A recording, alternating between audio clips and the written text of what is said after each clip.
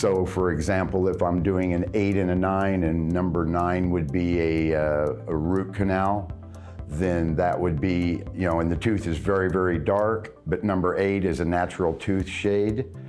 The underlying structure of number 9 often burns through on some of the all ceramic restorations. So in these situations, I get asked, could I use Emax here? And I would pretty much always answer, no, you're going to want to go with something that will completely mask out that dark underneath, which would be a PFM, or in the situation I really like to use in that area would be a zirconia layered crown, where we have the capability to mask out the underlying color with a pre-centered masking of the coping, and that would block out the dark tooth number 9 to the point of where we could layer porcelain on it and we would have a uniform shade between 8 and 9.